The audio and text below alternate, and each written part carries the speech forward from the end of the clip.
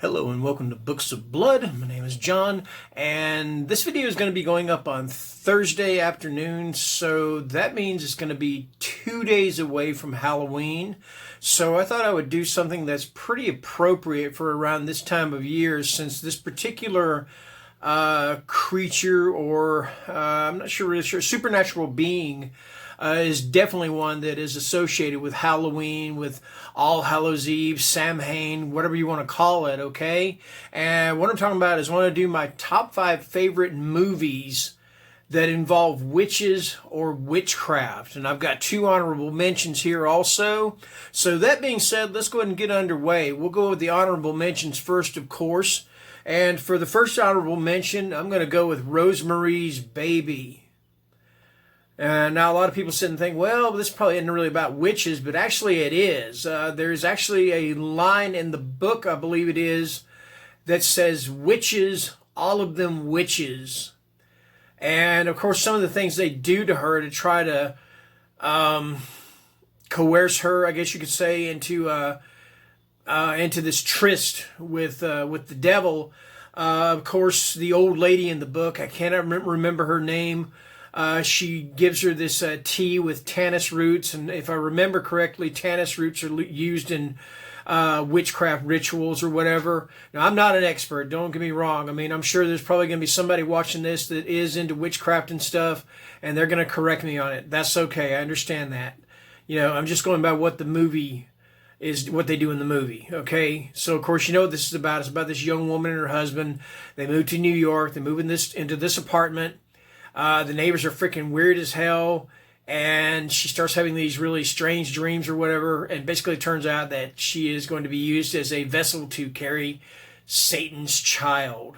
So yes, that is my first honorable mention. That is Rosemary's Baby. All right, next up. Now this is what I was talking with my wife about today, and she says, I don't remember this movie being about witchcraft. And I said, yes, the character of Bathsheba was a witch. She's a dead witch, but now she's possessing the mother in the film. And of course, and I'm going to say this, there's going to be some spoilers. If you haven't seen these movies, there will definitely be a few spoilers in this particular video. I don't usually like doing that, but it's something I don't know if I can help it or not. I'll try not to, but I'm not guaranteeing anything, okay? Anyway, and next one up I'm talking about is The Conjuring. And of course, this is directed by James Wan. And of course, about this family who moves into this house. I believe is it in Rhode Island? I don't remember. Is it Connecticut? I believe it may be Connecticut. I just know it's a farmhouse. I think it's Connecticut, but I'm probably wrong. Okay. Anyway, weird stuff starts to happen. And one of the girls, she sees this hideous old lady up on top of her dresser drawer one night. And like I said, you find out that this is the house was owned or whatever by this witch named Bathsheba. So, and that's pretty much the extent of the story, is them contacting Ed and Lorraine Warren and trying, of course, to get rid of this entity. So, yeah, there's my honorable mention, number 2, and that is for The Conjuring. Okay, let me see if I've got these movies in the order that I want to put them in. Yes, I do. All right, so for my number 5 pick, I'm including the original film from 1977, and I am including the remake because I loved both of them. And they're both pretty much the same story. It's just that the remake takes a slightly different approach. And of course, I am talking about Suspiria. And of course, the first one was directed by Dario Argento. And this one is, of course, directed, the 2018 version, I believe it is. It's directed by Luca Guadagnino, I believe is how his name is pronounced. This one stars Jessica Harper as Susie Bannion. This one stars Dakota Johnson, who I was very impressed with in this film. Like I said, they're both basically the same film. This girl named Susie Bannion goes to this this dance school in Italy in the original, and I believe it's in Germany in the remake. And of course, the school turns out to be a front for a coven of witches. I love the way both of these movies pull off that concept. The Italian version in 77 is very colorful, whereas the other one is very muted colors. a little more of a slow burn of a movie. But again, like I said, I absolutely loved both of these films. All right, so that is my number 5 pick, is Suspiria. So there you go. A little piece of trivia: if you haven't seen the remake of Suspiria, Jessica Harper, who played Susie Bannion in the first Suspiria, has a cameo role in the remake, which I thought was really awesome and paid a way of paying homage to the movie and to the character. Okay, next up, this one is definitely about witchcraft. Again, it's one of these things where it's not really mentioned. A lot of these movies, it doesn't mention that we're like, it doesn't mention, oh, we're witches, we're going to do these horrible things to you. It's more subtle than that. And this is one of those that it's pretty subtle, but you know exactly that's exactly the point. And that is, of course, Hereditary. And this is about this family that the matriarch, the mother, she passes away. And I'm not talking about Toni Collette. She doesn't, but her mother passes away. And then all of a sudden these strange things start happening, and you start to realize that this family is being manipulated by this, I guess you could probably call them a coven of witches. And it turns out that the mother was involved in this coven, and they were trying to summon this demon named Paimon to go into the body of the male child, which of course would be the son in this movie. And there's some pretty extremely gory, well, I'm not going to go say extremely gory, but extremely kind of disturbing scenes in this movie. And I absolutely love this movie. It's one of those where you can watch it, and you watch it again, you're going to get something completely different. You're going to see something completely different each and every time. There's just so much going on in each one of these scenes. And yeah, so that's my number 4. That is Hereditary. That is my number 4 pick for my top 5 favorite witch or witchcraft movies. All right, moving on. Next up, now this one is one that is very stylish. It's very slick. It's set in the fashion world. And when I first watched it, I thought to myself, what did I just watch? Did I watch what I thought I watched? Okay. So I watched it again. Okay. Then I went online and I said, is this about witches? So I went online and I looked at like some ending explain things and stuff like that. And yes, it is definitely about witches. And that is The Neon Demon. This is directed by Nicholas Winding Refn. I'm not sure how to pronounce his name. This, of course, stars Elle Fanning. And she plays this young girl of about 16 years old, I believe. And she's trying to get a break in the fashion industry. She's very naturally beautiful. And it just raises the jealousy of these 3 women, or these other 3 models. So they basically do everything they can to destroy her so that they can have what she has. All right. And again, it turns out that these 3 women are witches, and that is why they're doing it. They want, that's the reason, that's why they do all these things to her, is because, like I said, they're witches and they want what she has got. And of course, they do it through some very nefarious means. So yeah, that is my number 3 pick. And that is The Neon Demon. I like this movie a lot more than I thought I would too. And I actually became a fan of Elle Fanning after seeing this. I know that's her sister is Dakota Fanning, and both of them are just excellent actresses. They don't get nearly half the credit they deserve for the movies they do. All right, so now my number 2 pick. This one here is probably the one that is the most, as far as things not really happening so much in this, but it's kind of one of those things like, nothing is happening, but everything is happening all at once kind of thing. And I'm talking about The Autopsy of Jane Doe. And it's about these 2 father and son medical examiners or coroners. And this woman's body is brought in. And the more they go about the autopsy, which of course this is Jane Doe. And the more things they do during the autopsy, the more mysterious things they find out about this woman. And you pretty well find out that she is a witch, okay?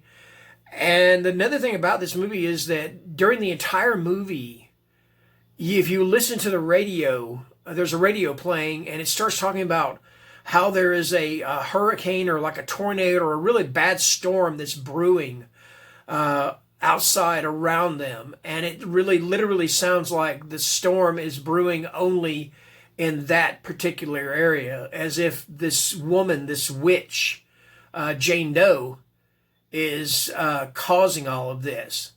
It's a pretty awesome movie. This is directed by the guy that directed Troll Hunter, Andre Overdahl. Of course, he also directed Scary Movies to Tell in the Dark, that movie. I haven't seen that one yet. I haven't heard good things about it, but I may still check it out. But yeah, this is my number 2 pick. This one really just super impressed me with its storytelling. And the thing about it is that that is not a dummy. That is not a wax makeup. It is not a prop or anything. She laid I don't remember her name, but this actress literally laid on this slab for hours, not moving, not blinking, barely breathing. She got to breathe, but they, of course, with editing, they, of course, could make it look like she's completely dead and, that she's not breathing. Okay, which brings me to my number 1, and I'm pretty sure this is not going to surprise too many people because I have said that this movie is tied with John Carpenter's The Thing as my all-time favorite horror movie. And I know a lot of people are mixed about this movie. Some people loved it, some people hated it. And a lot of times the reason they hated it was because they couldn't understand the dialogue, because it is very old world dialogue. This movie pays attention to detail just so incredibly, impeccably, meticulously well. All right. And of course, I am talking about The Witch. Like I said, I absolutely love this movie. It's not one that I've watched a bunch of times, but every time I watch it, I think I've watched it 3, maybe 4 times now. And I always see or hear something new in it.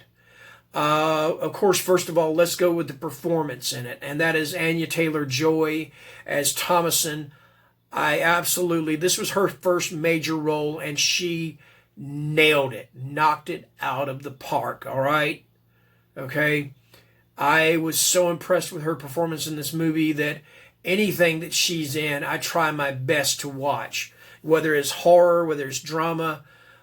So yeah, she is just, to me, is a very impressive and just a phenomenal actress. And I don't think that this movie would have been anywhere near as good had it not been for her performance in this movie. All right. And of course, there is the scene at the end of it with Black Phillip, this is Black Phillip, in case you didn't know. And then he takes on the form of a man. And if you haven't watched this, I'll tell you what it's about. It's about this family that is basically banished from their town, and they go to live on the outskirts of the woods, and all these horrible things start to happen to them. Their crops fail. Their baby is taken by the witch of the woods. And there's just so much mistrust and just so much mistrust among the family. Everybody is just on edge with everybody else. And the reason I love this movie, and the reason I pick it as my number 1 favorite horror movie along with The Thing, is because there's so many similarities between these two movies, between The Thing and The Witch, all right? Even though they take place in totally different time periods. Both of them take place in these isolated areas, Antarctic and deep in the woods, okay? The cast of both movies are a very small group of people, and The Thing, it was like 11, maybe 8 or 9, maybe 11 men at the most, and it's only 4 people, and that's not including the witch. You see the witch a couple of times, and then of course Black Phillip, which I don't count him as a person. He is the epitome of evil. He is the devil. Okay, but for all intents and purposes, it is just these 4 people: the mother, the father, 5 people, the 6 people, 2 brothers and sisters, and then another older brother, and then Thomasin. So that's 6. Yes, I believe so. Both of these movies are about paranoia and mistrust, because in The Thing, they don't know who's infected, and they don't know, and the witch, they have no idea what's going on with this family, okay? And pretty much in both films, the unseen evil, because technically you can't see the thing, you could just see what it takes over. And of course, the evil that is the devil, Satan, whatever we must say, in the witch, they are unseen, and they're pretty much in control from nearly the very, very beginning of both movies. In fact, I would say in The Witch, they are completely in control, or that it is completely in control from the very first frame of the film. All right. Just for the simple fact that, well, if you've seen this movie, you know that eventually Thomasin succumbs to Black Phillip, as he's called, and joins in on a witch's coven or a witch's ritual. So yeah, so that is it. That is my top 5 picks and 2 honorable mentions for my top 5 favorite movies involving witches and witchcraft. Like I said, this is going to go up on Thursday, so that means there are 2 days until Halloween. I know I've got another video up going on Friday. So I'm going to say it right now. You guys have a happy Halloween. If I don't make a video for Saturday or Sunday, have a happy and safe Halloween. And good night.